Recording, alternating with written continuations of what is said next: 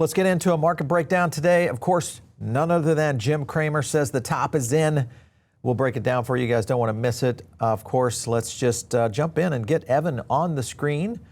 You guys, of course, know him from Evan Aldo, coming in from his YouTube channel. If you're not following him over there, make sure and visit Evan Aldo over on YouTube. Check out some of his latest trades, which we're going to talk about on those. How are you, Evan?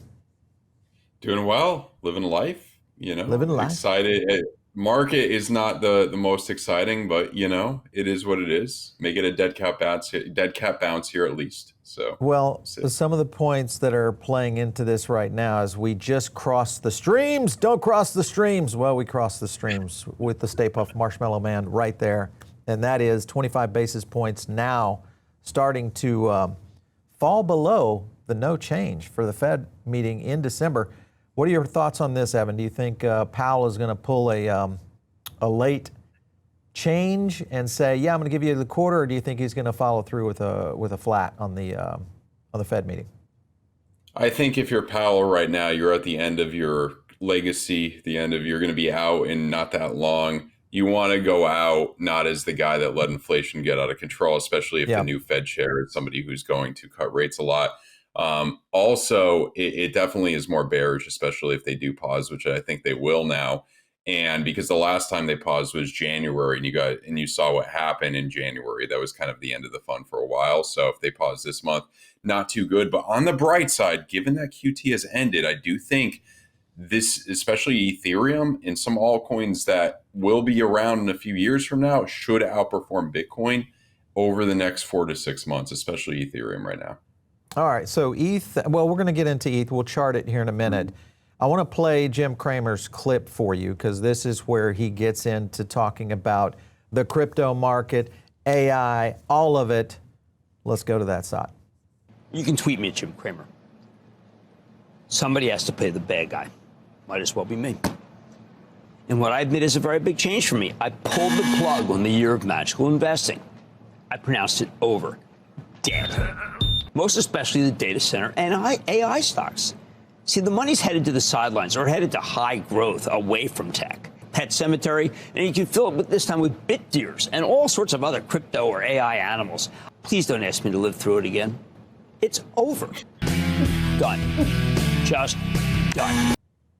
All right, I need one of those Cramer bells, don't you think? I'm going to get one of those. I got to get a Cramer bell. Hey, listen, we've got that, and then, of course, you also have this note, which is if December is not bullish, this one is done. So maybe Cramer is cooking early, or do you think December holds out? Let me play this clip for you, and then give me your opinion. Take a look. Yeah, I mean, obviously, the Fed is part of the equation, but it doesn't seem like the reason why there is air coming out of the AI trade. And also, there's nothing new necessarily in the concerns of the AI trade when it comes to return on investment. We knew that they're issuing loads of debt in order to pay for this CapEx. It's not like anything has really changed. It's just investors are scrutinizing that now. Yeah, and I think it's just rubber hit the road type time. When you look at it, November and December are really your best months seasonally to be invested in the marketplace. And if that flips on its head, it's going to hurt a lot of people. The market always sets up to hurt the most amount of people at any given time. If we have a down December, it's going to be painful. Crypto is hitting a wall. So does crypto get back on the horse? Does that run back higher? If you look at the 7 names that are responsible for all the gains, they need lower rates, right? So if December doesn't happen, it's a problem for the market. So there you go. Likelihood of no cut, even though there's a handful of people still believe we're going to get a quarter. But it is, at least by Polymarket standards, looking and leaning toward a no cut. So much so that we're starting to see a lot of Bitcoin content out there. Tether CEO Paolo Ardone, I've never seen him make any statements about Bitcoin, but of course he made one today saying that it's Bitcoin Black Friday, which is, as you guys know, is discount day. So that is the case. Are you buying Bitcoin right now, Evan? Look at the chart. Tell me, is this the time to buy it? So short term, I think there's a decent shot with all this fear of a dead cat bounce. And let's look at the chart to kind of get into that. Big area at 96. Here, you're getting kind of a deep anchor wave on your 4-hour. I mean, usually that does lead to at least a little bit of kind of relief of something like this. I could see it even, going back up to 108. That's a really big area right there. If you can break above 108, that's where it gets more bullish. But unfortunately, I do think, like with the Cramer thing, is it's usually when that's a good dead cat bounce indication, like short term, you'll probably come up at least a little bit. But when you zoom out here, so the big thing here that we want to look at, and the three, if we zoom in on our EMAs, which are really good, see, notice how they come gray when price goes down a bit. They came gray here, good buy time. Came gray here, really good buy time, September 24. Came gray here, really good buy September 23. Now, everybody's like, okay, good, buy. But then if you go all the way back to the end of the last bull run, January of 22, terrible time to buy, and you went into your typical kind of bull market. So I think you are kind of overdue or due for, that type of situation to come down to. I don't think it's going to be as bad as last time, but potentially maybe you get your little jump up, reject from there. Early next year, you end up at your 85s, these areas, and then to a potential bottom, which wouldn't be the worst bottom in the world at, a 50% correction, 50, 60K, these areas. Hopefully I didn't irritate everybody, but I'm just being as objective as I can. When we look at really high time frames, rare, let's go to our 2-month. And now this is just 1 in a million rare bearish signs. Look at this nice anchor wave right here that you had at the last this was July of 21, took time to play out. But I do think it will play out kind of like this. And if you compare it to, look at the red Heiken Ashi candle here. This was March of 2018. You came down quite a bit farther. So it does look like you could be heading down for, 4 to 6 months. Last thing I want to say right here, look at this blue line I drew out. This was the last time they ended QT.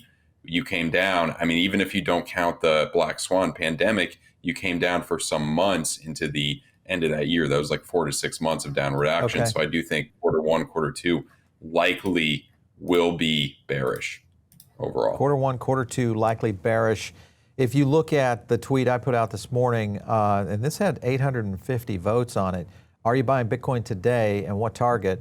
95K got 8%, 92K at 9%, and 85K at 9.4%, but not buying 73.2%, not buying Bitcoin right now as it falls and is performing at around 95.7 as we record. If you look at that and then you also go to the next major token being Ethereum, you've got Ryan Sean Adams talking about this. Is this the end of the cycle? Then it was a weird one. If the bull market didn't reach euphoria, then the bear market won't reach despair. Just a slow apathy grind down. I don't know.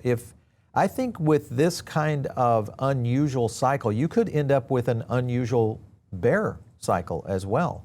I mean, all these things could really start falling. If we start to see an implosion on the AI market, that is going to have a massive effect on crypto market just because of the liquidity hits that we're going to see coming out of the S&P 500. Let me play this clip for you because this is Erik Trump continuing to go on podcast after podcast shouting the Bitcoin bullhorn like he is in Game of Thrones. Take a look. The latest sell-off in Bitcoin. What do you think about this sell-off? I laugh. I literally laugh because it's almost like not a serious question. Bitcoin exactly 2 years ago today was at 36,500. What, almost a 200% return? Hey, I'll take that volatility. Give me more volatility if I can get more return. And I think that's how crypto people are wired. If you can't handle volatility, stay out of cryptocurrency and don't bother. But, go into treasuries where you're going to have zero volatility and you're going to click away at, 3% returns. Go have a great time doing that, and I'll see you in 10 years. Obviously, the Trumps, are looking at 10-year cycles minimum, and I think a lot of investors are as well. I think a lot of investors who watch us are setting back, and saying, hey, I'm starting to look for now very simple trades. Maybe it's scalp trades or, going into swing trades, etc. But if you look at where we are on the 52-week high, with a lot of S&P leaders, you have Apple, S&P, the gold is down 4, Google's down 5, Amazon 8. These are all negative numbers. Microsoft down 9. These are off the 52-week high. And then you get into things like Tesla and NVIDIA down 12 and 16, Palantir down 17, Bitcoin down 22, Ethereum down 35, and so on. Coinbase 36. MicroStrategy down 62% off its 52-week high. And then you get into a lot of the, the meme coins. So Could this be the beginning of what a lot of people have been calling for, Evan, and that is an absolute bust on the market going forward into 2026? What's your opinion? Yeah, I do think that like you're getting that fear right now, so I do think there's probably going to be a dead cat bounce. I mean, I wouldn't even be completely surprised if the S&P 500 does have one last leg up and does make a new all-time high kind of into the end of this year, and maybe even Bitcoin back up to like 110, 112 or something. I mean, it's just speculative, hard to say. That'd be a big move. But yeah, just one more because I'm sure a lot of people are like going too heavy. Like it's a big battle between like short sellers and people longing all these big AI stocks like Palantir and all that. So I don't think they're going to go down, that easily. I do think it will mirror kind of 2022 and 2018 to a certain extent. I don't think it'll be as bad as 2022, especially with Trump in office. But yeah, I do think you're probably in all likelihood going to go down Q1, Q2 of next year. The thing that also the other thing, especially with the new Fed chair coming in, that may kind of mark the bottoms, as well as an environment without QT, which means, based on that tweet we looked at earlier, apathy. You could have things go down and have ETH outperform Bitcoin during the next 4 to 6 months, as it did in the second half of 2019, all the way for years after. So it could be kind of like that. Instead of having an alt season, what you see is some good alts like Ethereum outperform Bitcoin on the way down and then do exceptionally well in 2027 and 2028. So, yeah.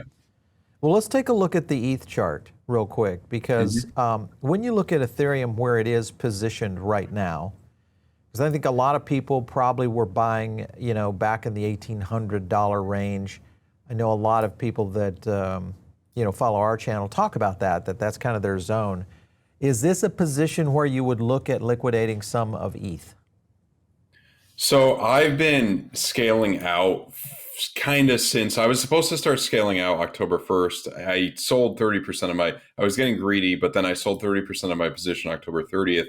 And I've been DCAing out since then. I'm not mostly out, but like 50, a little bit over 50% out right now.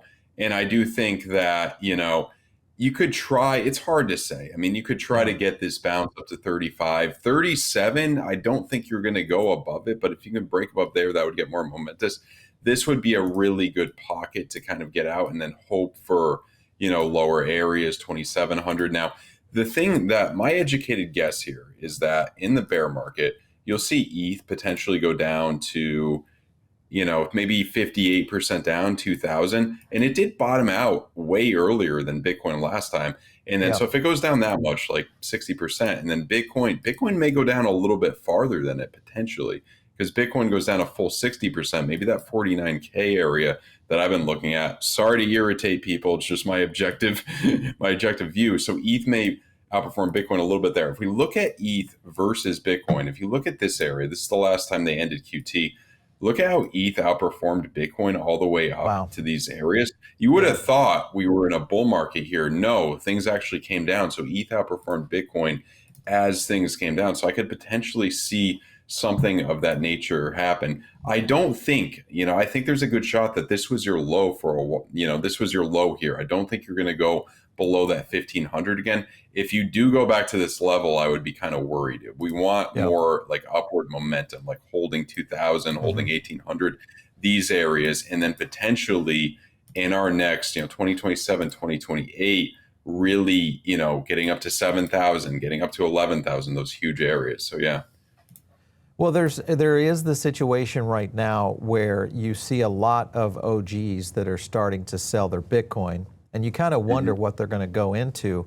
Let me play a clip for you real quick, because then I want to talk about a strategy post-ETH and what that might look like. Let's cut to clip 3. And then green is the first time coins are moving in 5 to 7 years. So this is meant to be like old coins moving 52 billion in 2025. There is a huge rotation of longer term holders. Do you think this is a narrative that does hold weight in terms of affecting Bitcoin's price? Significantly, yes. These were kind of periods of major new highs. If you try to sell into a weak market, you get a lot of price slippage. We've entered the phase, and we're going to continue to be in the phase where it's not new mining supply that really kind of impacts price. The question is, at what price can you unlock tightly held coins or previously tightly held coins to get them circulating. All right, well, there you have it. So older wallets, OG whales dumping into the market. Some people kind of think that this is why we're starting to see a little bit of the privacy tokens moving. By the way, speaking of privacy tokens, iTrust Capital just listed a whole bunch of those, one of our partners out there. If you guys want to look at long-term holding, this is one of the ways you can do it, and that is getting into a crypto RIA, because many people I think now are looking at long-term. And that is 5, 10 years, 15 years out for your retirement. This is the place to go, itrustcapital.com. Use our link. We have a special page for you guys to get additional. But they just listed ZK Sync, Dash, Zcash, all of those on. And if you think about the privacy narrative in general, do you feel like that might be the scenario playing out right now, Evan, in terms of maybe just some of the OGs selling into privacy tokens? Yeah, most likely. That's what I would say. A very high probability of that. That probably caused a little bit of a spike, and then retail got some FOMO. Let's try to pump that up since there's not meme coins going crazy right now. So that would be the thing. So yeah, it makes a lot of sense. All right, with all of that, I think you still have to look at the positivity of where blockchain is as a technology. And we have already started to see the tokenization of Wall Street, real world assets are going to continue to fly. And I think that scenario still is a positive spin for where the market is. Here, of course, is Alibaba doing a cross-border arm, is rolling out their AI subscriptions and exploring tokenized USD and Euro payments with JP Morgan, and all that starting to hit. So now you have a global, scenario playing out of where we're seeing more of this. Visa, of course, announcing all their new rails of what they're trying to do. And then, of course, we have banks now starting to engage on that. We saw the SoFi news this week, which is now there where you can go out in a bank and buy crypto directly in it, which I think we're going to see more of. Then, of course, you have this news right here on ETH. And this is where I want to ask this question to you. 2020, 500 to 300. 2025, 5,000 to 3,000. Same structure, same panic, but last time it triggered a bull run. Do you think that's the case for ETH this time? Is it triggering a bull run, possibly that is a sleeper? I think it's triggering a bull run against Bitcoin, potentially outperforming Bitcoin now. Okay. And I do think, the thing we mentioned, I just had a thought about those, those wallets that sold, those big OGs that sold. I think the money they are putting it into, a lot of it is the S&P 500 too. There was a big $1 billion Bitcoin wallet that was finally moved. Somebody that took it up from, I think back from 2014 or 2012 or something, finally sold like $1 billion worth or moved $1 billion worth in July. Why is July significant? That's when Bitcoin topped out against the S&P 500, which is a really important chart to look at. I want to just show you that chart real quick. If we look at Bitcoin versus SPY right here, and the thing that's interesting too, look at these previous corrections now. And even if you're buying the SPY at this point, it has some Bitcoin exposure because of the institutions, 83% down in this bear market, 75 in this bear market. I would guess that pattern less, maybe 60% down against the S&P 500. So I think one of the techniques here that a lot of people do move into the S&P 500 or some of these things, gold as well, and look at this money flow, S&P 500 versus Bitcoin. See how it came into the red right here? This was 2018, came down quite a bit more. This was November of 21, and this is November of 25 right now. So in all likelihood, Bitcoin will keep bleeding against the S&P 500 for probably another 4 to 6 months around there, maybe a little bit longer. All right, so if you're in ETH and Bitcoin right now and you are taking profits, because some people are, where are you rotating into? Are you going into some of the S&P? Are you going into gold? People aren't going to be putting this into cash, or even maybe into stables, maybe. But even that, I would say, is less performing. What would you do? I would say whatever, anything other than cash or stables probably would be the best idea here. The thing that S&P 500 pretty good. In all likelihood, the S&P 500 can outperform the NASDAQ, especially if things come down. Gold is on a good tear. I think gold at worst will probably go sideways against the S&P 500 in 2026. So not too bad. That's a good thing too. I did some dig a lot of analysis. I tried to find something to outperform Bitcoin, gold, and the S&P 500 in 2014, 2018, 2022, all the bear market years. The only thing I could find was Berkshire Hathaway, and that had a big jump against the S&P 500 very recently. So maybe I put a little bit into that. Maybe I'm 95 years old. We'll see what happens. Yeah, well, I mean, he's obviously sitting on a ton of cash right now, so I'm kind of curious, is he waiting for that position now to really drill into some of the market? One last thing on ETH, because there is maybe a intriguing thing happening here. Remember that we have a new upgrade coming to ETH. You also have this issue with a lot of ZK-based rollup dexes that are creating a lot more execution and throughput on Ethereum. Do you think that has a possibility? Because the last time we saw Pectra insert into the market, now we've got Fusaka coming in. So is this something that you feel could impact ETH to the upside going into the end of the year? Because their target right now, I think, is December 4th. Yeah. Let's look at like the most bullish case scenario for Ethereum. So I think we'll at least get some type of dead cat bounce here, at least some type of rally. But if you can break upward out of this double bottom here, you would have a technical target around 4,000, which would be a really nice jump into kind of the end of the month. And then potentially, if you can keep that momentum, let's say that news is really good, you keep that momentum, then you potentially, it's not impossible into the end of the year to come back to these highs, or maybe, just maybe even make a new all-time high.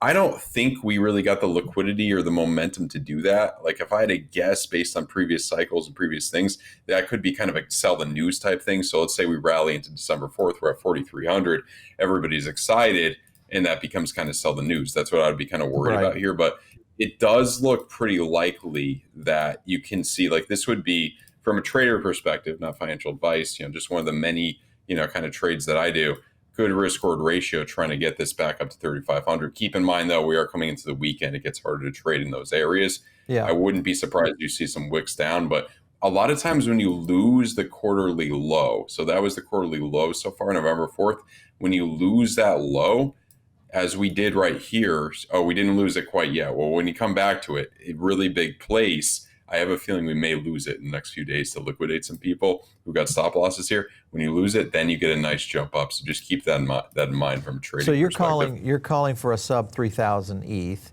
possibly a reversal maybe toward the end of the year. That would, if you think about it, this upgrade's only 3 weeks away. And if it does repeat what happened in Pectra, then there's a possibility where ETH might be the leg into this. Even though there's still a handful of people that are shouting to the mountaintops that 2026 is now going to be a bull run year. So what would you say? Oh, I've been around since 2014. People said that at the end of 2017. Everyone said that at the end of 21. I mean, maybe this time is different. But I don't. Yeah. Well, Tom Lee says yes. ETH is in a super cycle. Of course, what we're talking about here is the DAT scenario, BMNR. So, and this may be the question: is how well do the DATs do as we cycle out, especially if ETH starts seeing some real pressure? Because we haven't seen real pressure under the 3K zone in a while. So that'll be interesting to watch. I want to go to a clip real quick because this is Michael Saylor saying he's not scared. I'm not going to sell. Listen in. The other half of the economy is digital finance. And it's going to be built on the proof of stake networks that are emerging, the Ethereum, Solanas. And the killer application for that part of the digital assets economy is tokenized currencies, tokenized securities, tokenized real world assets, and DeFi in general. And I'm sure that stable coins are going to go from hundreds of billions to trillions of dollars. But it's not really competing with digital capital. No rich person wants to buy the currency instead of an equity or a real estate or a capital asset. Michael, given where Bitcoin's trading right now, are you buying? We are buying. We're buying quite a lot, actually, and we'll actually report our next buys on Monday morning. I think people will be pleasantly surprised.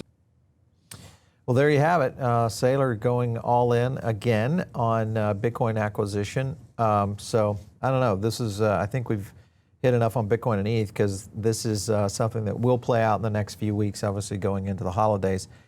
One thing that happened this week, though, was XRP.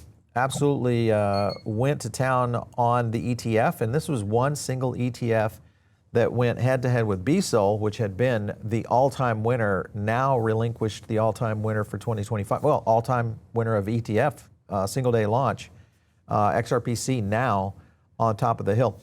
When you look at XRP right now, and you consider, because it's back in the zone of around 230, would you go into XRP, or would you look at positioning for long-term holding on XRP? Is this a time to buy? Let's take a look. Yeah, I mean, it's the $1 million question.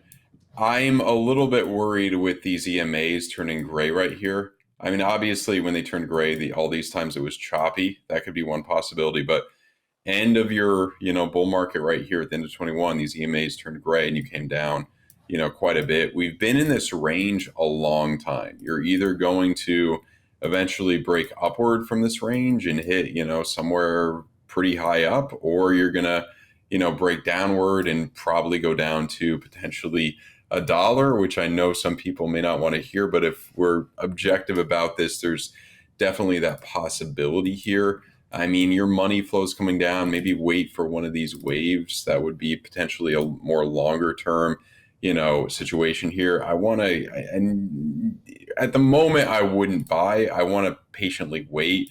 I mean, your daily definitely doesn't look too good right here. It looks similar to this area. So it does seem like, maybe after a potential little jump here, or maybe not even a jump, you just come down to, the $2 area and then maybe, come back down towards those October lows. That could be a potential bottom. I mean, the thing with XRP that we really want to look at here is XRP versus Bitcoin. And, other than that crazy Binance wick down that we saw, it is holding up somewhat strong here, more in the short term. I mean, it did fall off a lot. I wanted to look at the 21. It did fall off a lot, but not that bad. That's the thing here. Like, it fell off, but not that bad. So maybe you bleed like a little bit against Bitcoin right here. The other thing that's interesting to look at would be middle of 2019. What did this do the last time they stopped QT?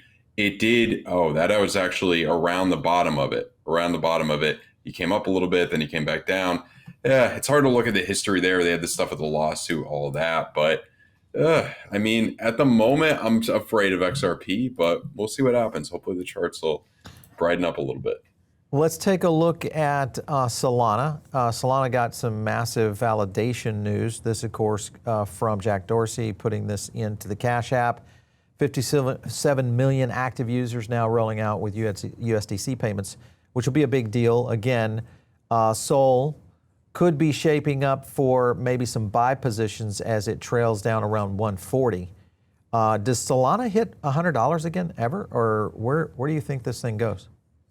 Let's see. So macro, pretty scary, similar to this January high, that potential. If you repeat something like that, which you could, that would be down to your $100 mark, that kind of area.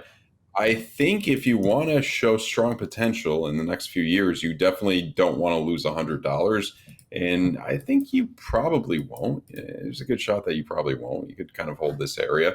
At the moment, it does look like bearish on the macro, but bull divs forming. I think you can jump back up to 160, maybe even 188 if you see like kind of an end of year holiday rally, something like that, potentially on this good news.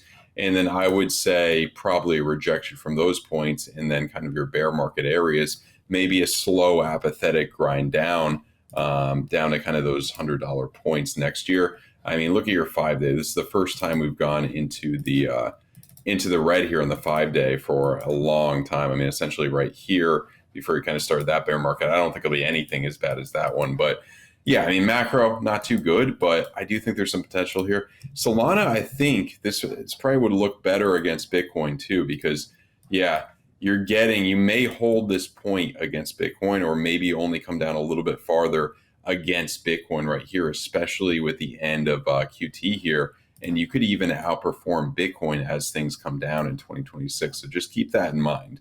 So I do think you will come down probably to $100 for Solana, but that's a lot better than things we've seen in the past. I'll say that.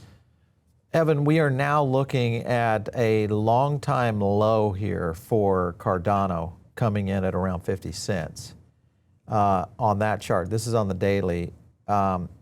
Is this a token that you would look at right now? To buy, probably not. But if we look at Cardano here, big area, you're losing. It doesn't look too strong. I mean, it's like trying to get a triple bottom, but it's like breaking downward, not the best thing.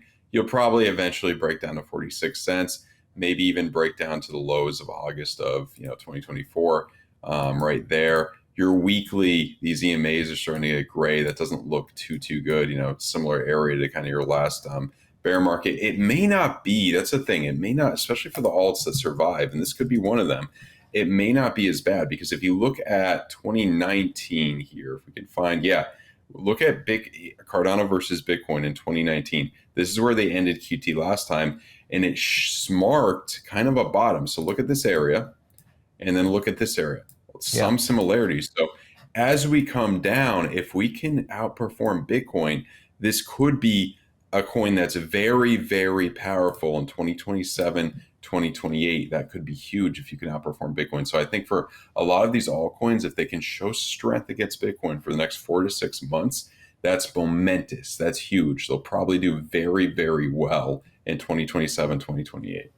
Don't you think, though, that with all the activity we're seeing on RWAs and stablecoin action and the big banks getting, you had, JPYC launching this week as well, don't you think that is going to take all of the air out of the market on some of these laggards of altcoins, and that only maybe the top 10 will end up being the winners? So, I mean, we haven't had a Poly token launch yet, which I anticipate it's going to be a top 10. Even though Hype had a little bit of a misstep this week, they'll probably return to the top 10.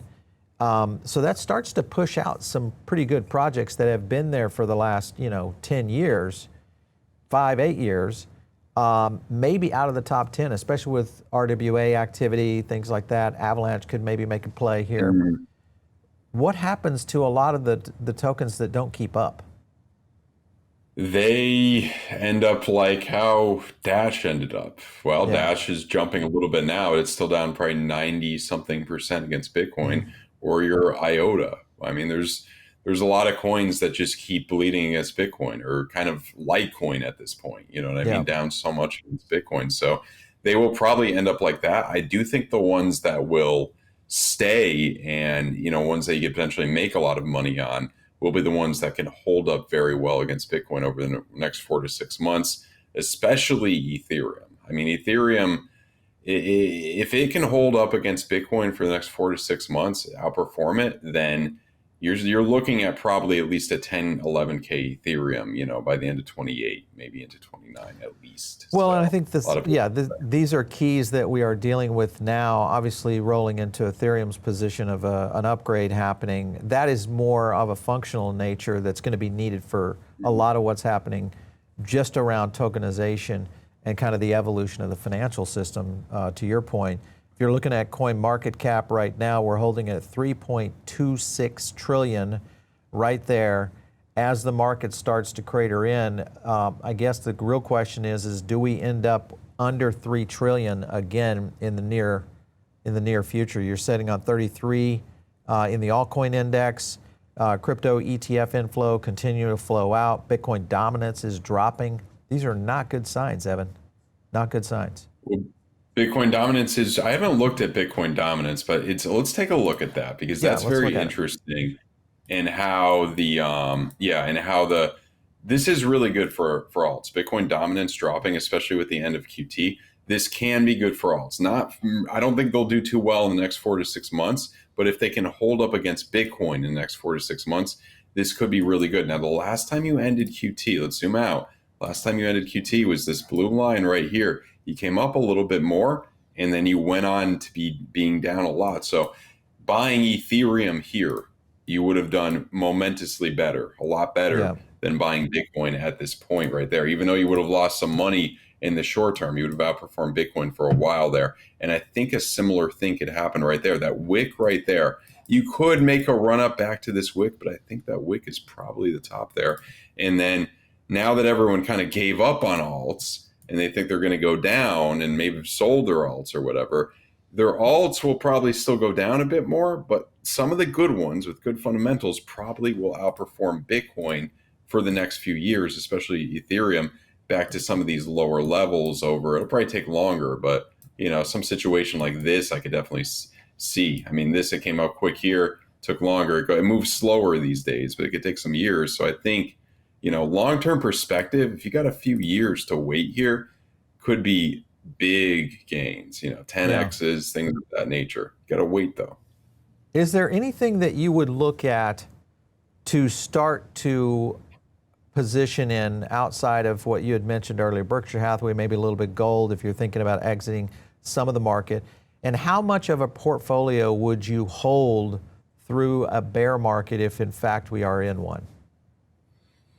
I think 30% is, the key. Hold about 30% of what you have. I mean, I'm still heavier with what I hold Ethereum than Bitcoin, just because I think Ethereum's got a good shot of outperforming Bitcoin for the next few years. Now, if Ethereum continues to or bleeds against Bitcoin over the next 4 to 6 months, I would be afraid and probably think that that's not doing as well, and Bitcoin would probably, and Ethereum could potentially be a relic in that scenario. I don't think that'll happen though.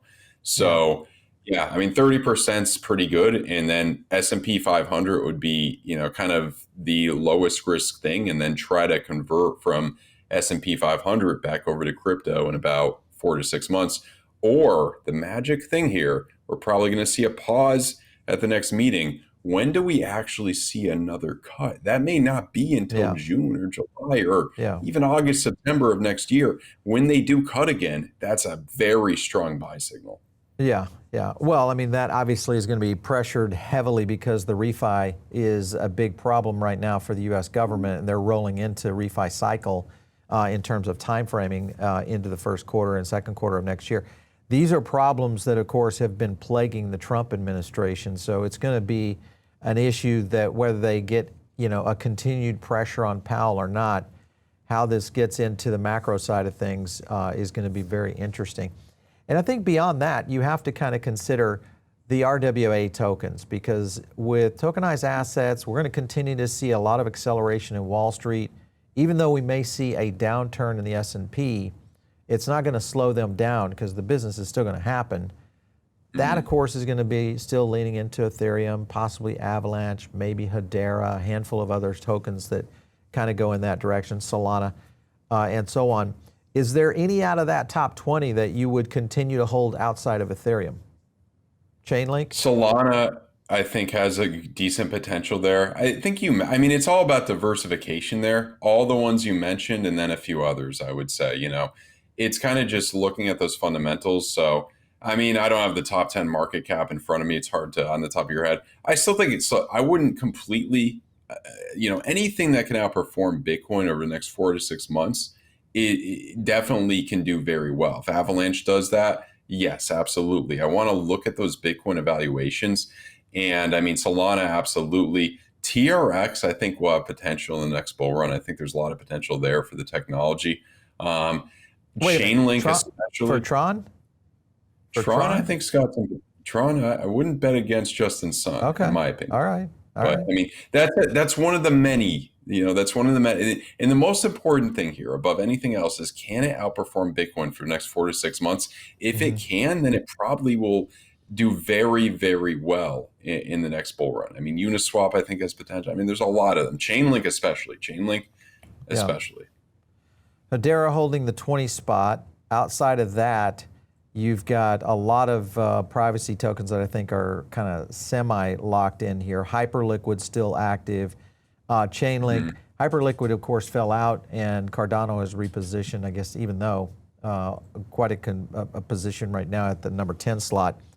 But it seems like it's back to the old guard of what has been 1, 2, and 3, which is Bitcoin, ETH, and XRP over the last several bull runs. And of course, XRP separated from Solana quite a bit. So there's a lot happening, I think, right now. Obviously, we're going to do a lot more of these breakdowns because this may start getting us into more opportunities for swing trades, shorts, and longs, which are great opportunities if you're trying to do something. So We'll break that down for you. Evan and I will bring you guys maybe a show on that of where you would enter for a short and a long. Let's consider that, Evan, okay? Definitely, yep. Let's do it. 100%. All right, you guys know what to do. Follow Evan Aldo over on YouTube. Evan, thanks for coming in today. I appreciate it. Thanks so much. Always an honor, Paul. You bet. All right, you guys know what to do. Make sure and jump in on the Diamond Circle. That's our own private email group that you guys can be part of for free. And of course, follow me on X @Paul Barron. We'll catch you next time right here on The Paul Barron Show.